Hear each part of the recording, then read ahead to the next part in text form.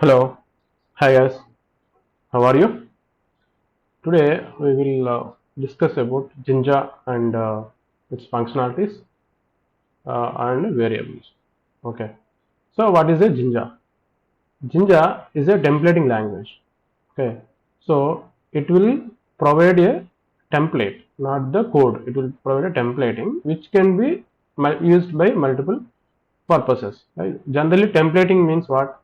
The templating means like one standard way of defining different programming languages. Okay, so Jinja is widely used language for the templating. So in DBT also, DBT is mainly use the Jinja functionality for the programming. Okay, so the Jinja is a templating language used in DBT to add dynamic capabilities to SQL.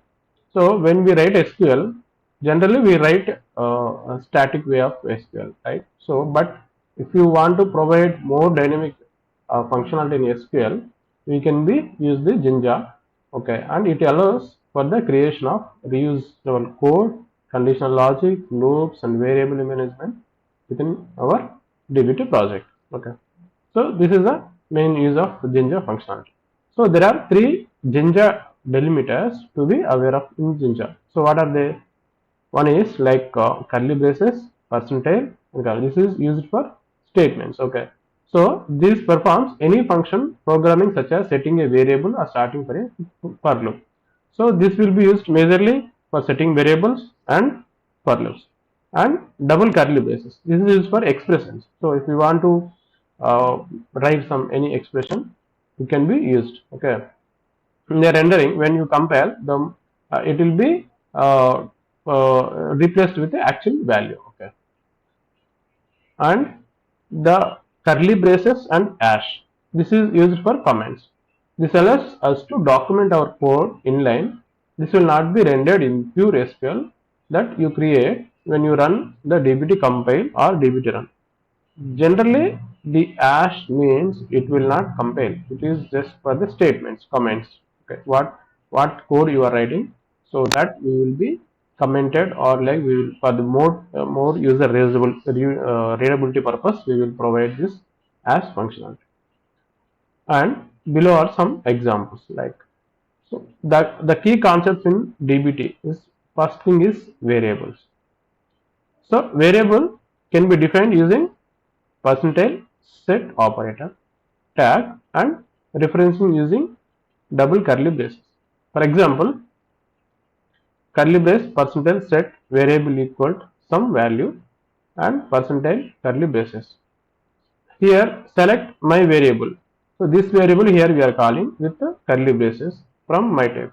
So this value will be replaced here, and this will come like select some column 1 from my table, like this it will come. Next, control structures, if else logic.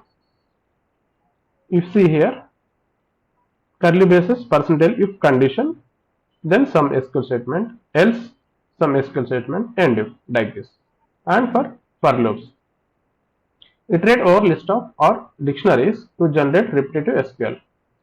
Here first, if you want to loop, you will set up some variables list, right? So here I am setting up categories, electronics and clothing. In the select query, order ID. Here we are again using the Jinja functionality here. Okay. Percentile for category in categories, sum of case when product category equal to this category, then sales amount.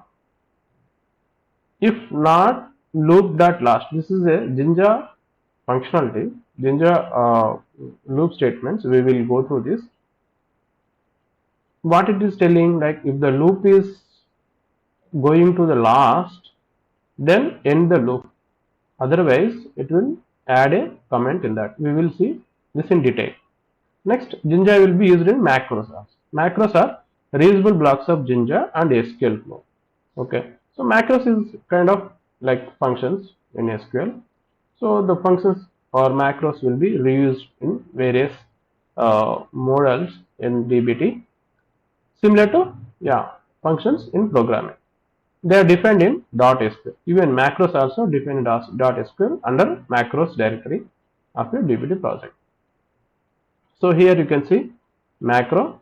So the macro will be termed as macro keyword and the macro name and some parameters passing, okay, and end macro. So this block is macro block, and in the select statement we are calling this macro generate column name as total sales, like this. And also Jinja will provide some other built-in functions, that is DBT provides some built-in Jinja functions like ref function, source and where and config, which are all used for defining dependencies, accessing variables and configuring models. So even if in DBT if you want to create a DAG, for that also we need these functionalities, these Jinja functionalities. So like without Jinja functionalities, DBT is a static thing. DBT cannot be executed in the way it is expected. Okay, so Jinja is that much important in DBT. Next, coming to the variables, we will see one by one. First, we will come to the variables. So, what is variables? The variables in DBT, they provide data to models at runtime. Okay, so variables can be used to configure time zones and avoid hard-coded table names and provide data to models at runtime. To use a variable in a model, hook or a macro is var function. We have seen that in the earlier slide. So for example, if you see here in my code, I am using a var function here, var tag, where I am passing one variable and these are all the values I am passing here. And this variable I am calling in my model.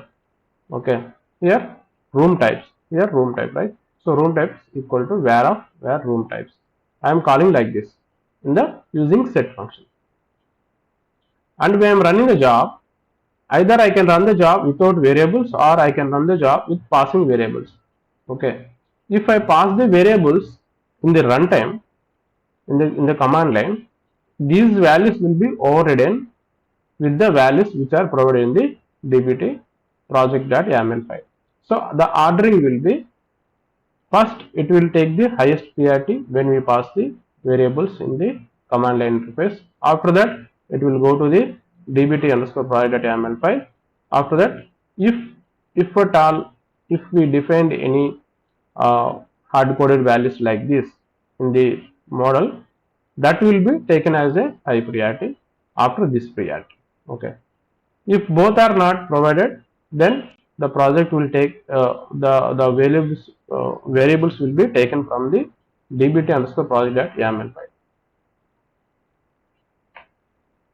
So this is one sample example in a simple DBT project where the var tag will be provided like this and some different start date. We can pass the start date value, will be accessible to all resources. If we give simple underwares, if we give simple start date as a variable and give the value, this variable will be accessible to entire this project. Any project can access this variable. If not, like if you give a project name, specific project name, and give the some variable, these variables will be accessible only to particular to this project. Under this project, all resources will be have the access to this variable. And also, like if you mention under any packages, like for example here Snowflow package, if you mention any variables, these variables are accessible only to the resources which are there in this Snowflake package. Okay, so that is how the variables will be accessible in a one single project. And when we are passing the variables in command line, we can give like this. Either we can give using the double quotes, this is also correct, and also if we give the without double quotes, this is also correct. And also you can, if you are passing only one argument, you can directly, without giving the curly braces, you can directly give like this also. This is also valid one. So variables, if you are not providing anything and if you define a variable but you are not passed any value to that variable, it will throw an error, compilation error. Okay, like this. To avoid that, what we can do is we can pass the default value. So when we are passing a variable to any model, we can give like this. Instead of giving where only this variable name, comma, give some value which is default.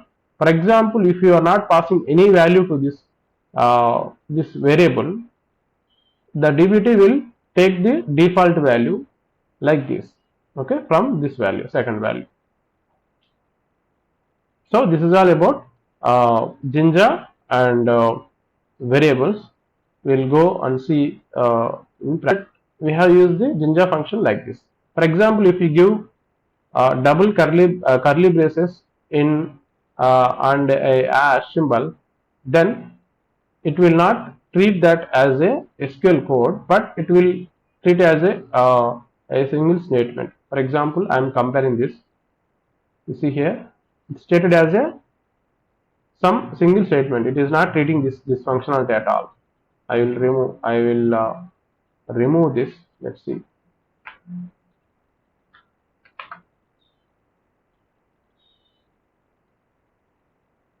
You see here, it is this statement is not at all treating here in the output.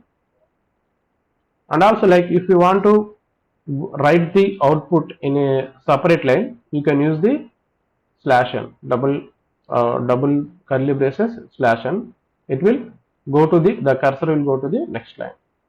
Here, using the set operator, we have defining some personal details or some values in a dictionary kind of thing. See here, name is John and age is 30 and city is New York.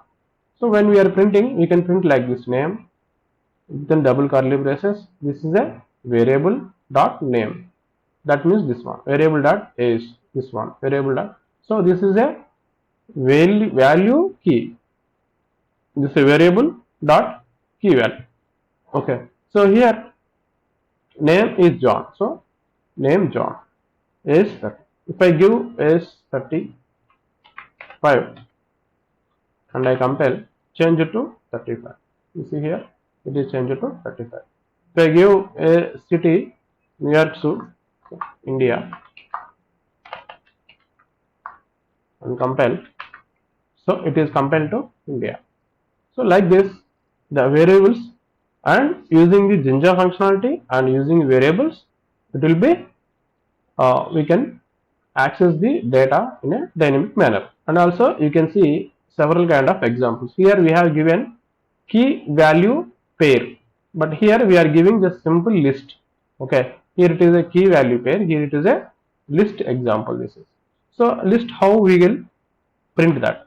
So first we are doing what we are doing. We are doing using as usual set skills equal to, within this pair brackets we are giving the list of the values like Python, SQL, data analysis, machine learning, like that. And after that, using for loop, the skill, this some value in skills. This skills is nothing but this value, this variable. Okay, so in this skills variable, all these values will be there. After this, I am printing this value.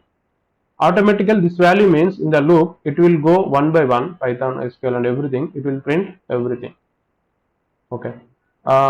You see here I am giving skills, but it is not, it is printing from here. So to avoid this, it should print from here, right? So to go to the next line, what I can do, I can copy this and I can paste in here. Okay, and I can compile skills Python. It is from here to it came here. So to add the new line, we can use the new line using the Jinja functionality. Here, for using for loop, I am printing all the values, and for loop till machine learning it is printed. All these values are printed. Here, one more example is Jinja nested dictionary examples. Nested dictionary means one dictionary. This is complete a set of list. Inside the list, there are different dictionaries. This is one dictionary. This is one dictionary. This is one dictionary. For example, project A status is completed. Project B status is in progress. Project C status is planned. So same thing, using the for loop, we can print like this for projects, project.name, that means this value. This is a key, this is a value, right? So we are passing the variable dot key. So the variable dot key is project.name, that means project A. Again project.status, project the variable dot this value, right? The status, that is completed. And we are passing this like a curly braces, right? Double curly braces. So it will dynamically read this data and print. Now you see here, project A completed, project B in progress, project C planned. Let's change this to project C is also completed. Okay, let's save and compile. See here, project C is completed.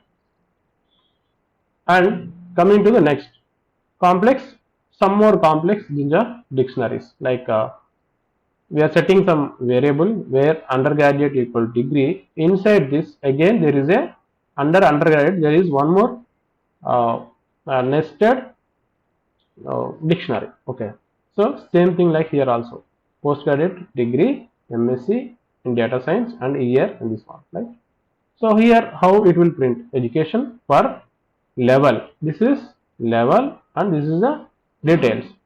So this is one value and this is another value. We can it can read in two different values, like for level comma details in education dot items. So education dot items means this, all these three will come under items. So in this, using this items function, we are calling, this is one level and this is details. Okay, level is capitalized, that means it is starting with small under un, right? Small p. So these two will be capitalized. Starting letter will be capitalized. And details dot degree. That means this, as we said, this is a level and this inside is the details, right? So details dot degree. Dot degree means this variable will be replaced with BSc in computer science. And details dot year. This will be replaced with year. Okay. So here you can see postgraduate MSc data science. So this one, postgraduate MSc data science. And so there are two values, right? It should print two values. First one is undergraduate BSc in computer science and second one is postgraduate. So to avoid this, we can again add a new line here so that it will print in the first row. You see here, education, undergraduate and postgraduate. So these two, yeah, these two are here printed. After education, if you put a new line after education, it will print more from here. It will print from here. Just two values. So indentation also we can be done using Jinja functionality. And this is one more example. Similar kind of thing. We can pass like more example, like say for example we are using some text there in between to read it more in a real like text. So for job in work experience, job that role and the tech corporation. So the role is data analyst. The data analyst at the company tech corporate, and yes, from 2015 to 2017, like this. Okay, like this you can print. So it can accept the text, normal text in between the for loop also. And one more example there, for reference ref.name, so the name John Smith and contact information, like this. You can print like this. So all these are Jinja functionalities. You can practice this and you will be familiar with everyday use. And also here there is one more example, like we will set some value, set temperature equal to 34. Okay, so if temperature is greater than 30, then it's not a hot day, we can mention. Else if it is less than 10, it's a very cold day. Else it's a lovely day. It's not a very hot day or it's not like a very cold day. So it's a lovely day. It's a normal day. Let's see this. Let's compare this. It's a hot day because we are passing the temperature in a hard coded manner 34. So that 34 is satisfying the first condition. It is printing as it's a hot day. Let's pass the value some 9 and compile. Now we will compile this. You see, it's a cold day. Why? The temperature I pass 9, it is satisfying the second condition. That is why it is passing as a cold day. If I pass 20, what will happen? It's a lovely day because it is not falling under this condition and this condition. So it is going to the else condition. So using Jinja, we can implement if condition, for loop, if loop, and set operates everything. Now we will try the for loop as well. So what it is doing, it is printing all the values one by one. See, project A completed, project B in progress, project C completed, like this. Sometimes we need to put the project loop that last to avoid, say, for example, if I put something like comma here,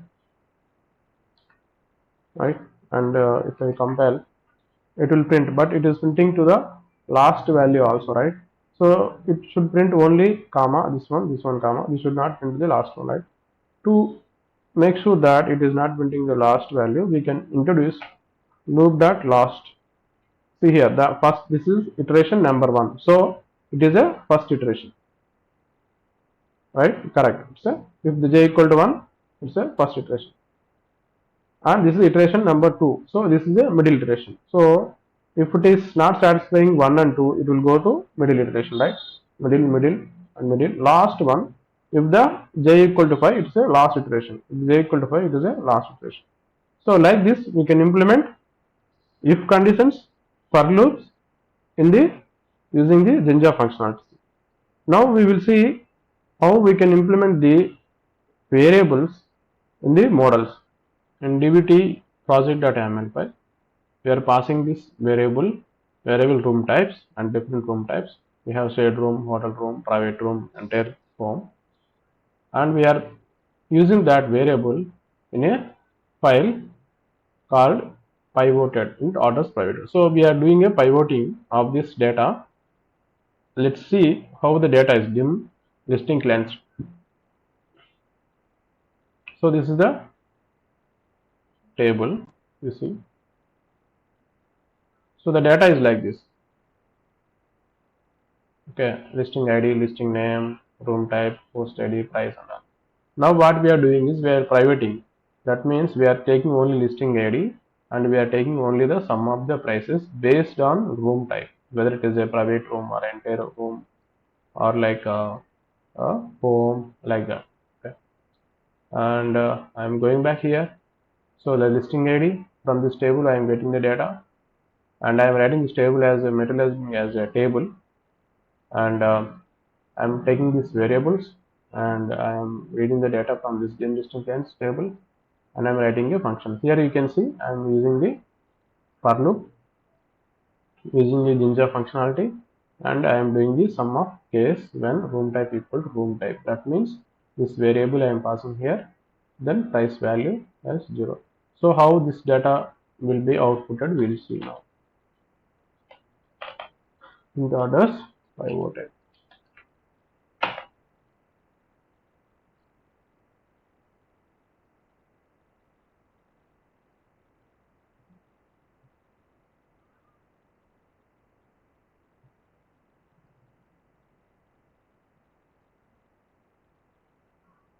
Okay, we created. We'll go and see what is int order pivoted. Here we have listing IDs and amount and hotel room amount, shared room amount, private room amount, apartment amount, like this. See, we have more of the entire apartment room type have the more amounts compared to other shared rooms and all. So we want to see what is the total amount for the each room type. Okay, not the based on the listing ID. We want to see total amount for each room type. So we will add one more logic.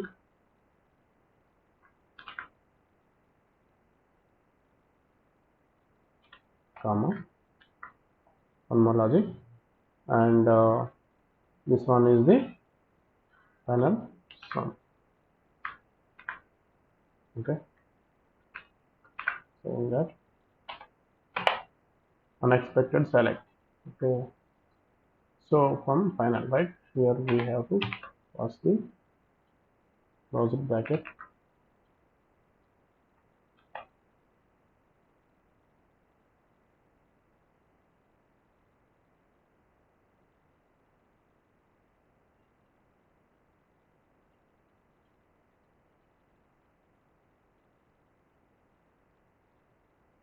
Okay, success. You go to the table, you see what is the final data. So now we see here total shared room count. This is and hotel room count and private room count, and this is the entire apartment value. So compared to all this, entire apartment value is some amount is higher. That means they are getting the revenue for the entire apartments. That they have very bookings, high bookings for the entire home apartment. Okay. So we covered in this class. We covered what are the variables, how to define the variables in DBT project, and what are the Jinja, and how to call the Jinja functions as a for loop, and how to use them as an if condition, and when we are calling this, when we are setting any values, we need to use the percentile. And there is one more concept, like if you want to get the data, compile data in a proper manner, we need to use the this minus symbol. Okay, here and here minus symbol we need to use to get proper alignment. Okay, if you, for example, if I remove this, you see you see the code doesn't look good because there are more spaces between the conditions. So to avoid that, we have to put the minus symbol, okay, or dash in this Ninja functionality. Yeah, now you see here how the spaces are removed and they are truncated in a proper manner. So we have to use these dashes to get the proper space alignment. Okay, like this, and we have to use the if conditions for the loop validation. We have to use the for loops. We can use the for loops and the Jinja templating and variable passing. All these things we have covered in this class. Okay, and two more things we can cover is uh, yeah. So these are all the different Jinja functions available. So we have, so far we have used many, like for example DBT version. We can use this in the it will um, it will take that value, okay, and execute and model. So the all these things, and project name and ref value we used, and set function we used, and source we used, right, this, and where, all these things are Jinja functionalities only. Okay, so Jinja functionality is very important in DBT. So we hope we covered all the concepts, and we will in our next class we will see further topics. Okay, thank you.